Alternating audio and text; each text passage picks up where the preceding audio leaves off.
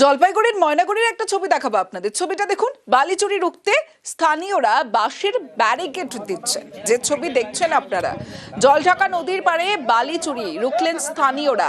বাঁশ দিয়ে ব্যারিকেড করে বালি চুরি রুখলেন স্থানীয়রা। আমার সঙ্গে শান্তনু রয়েছে। শান্তনু, স্থানীয়রা এই কাজ করছেন, প্রশাসন কি করছে? দেখো, গত 7 থেকে 10 দিন ধরে কিন্তু এই বালি চুরি শুরু হয়েছে এই এলাকা দিয়ে। স্থানীয়দের বক্তব্য, তারা কিন্তু স্থানীয় গ্রাম পঞ্চায়েত থেকে শুরু করে থানাকেও জানিয়েছিল, কিন্তু পুলিশ বা স্থানীয়ভাবে কোনো প্রশাসনিকভাবে কোনো পদক্ষেপ না হয় তারা নিজেরাই কিন্তু বাঁশের ব্যারিকেড তৈরি করে দিয়েছেন। তার কারণ গত 5ই অক্টোবর যে ভয়াবহ বন্যা পরিস্থিতি তৈরি হয়েছিল জলঢাকা নদী সংলগ্ন এলাকায়, তাতে ময়নাগুড়ি ব্লকের 4টি গ্রাম সম্পূর্ণভাবে প্লাবিত হয়ে গিয়েছিল, যার মধ্যে এই অংশটিও রয়েছে।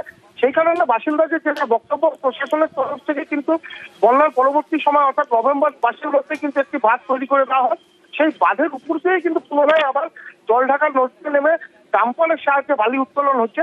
তার ফলে নদী বাঁধ যেরকম পুনরায় দুর্বল হয়ে পড়ছে, পাশাপাশি যে শ্মশান রয়েছে এবং যে মন্দিরটি রয়েছে সেটিও কিন্তু পুরোপুরিভাবে ক্ষতিগ্রস্ত হতে চলেছে।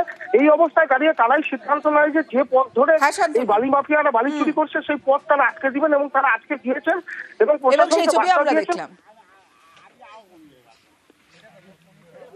বালি মাফিয়া বা যারা যারা এর সঙ্গে যুক্ত রয়েছে তারা দিনের পর দিন রাতের পর রাত বিভিন্নভাবে প্রলোভন দেখিয়ে ভয় দেখিয়ে বালা নিয়ে যাচ্ছে। এখানেই একটা শ্মশান ঘাট রয়েছে, অথচ এই শ্মশান ঘাটের 10 মিটার দূরেই গর্ত করা হচ্ছে, যার ফলে আগামী দিনে যে এই শ্মশান ঘাট থাকবে না।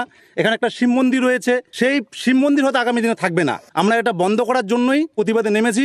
যদি বন্ধ না করে আগামী দিনে আমরা বৃহত্তর আন্দোলনে নামতে বাধ্য হব। এখানে যারা যুক্ত তাদের সঙ্গে আলোচনা করেছি, তারা আমাদেরকে বলছে যা করার করে নাও, আমরা বালি নিয়ে যাব।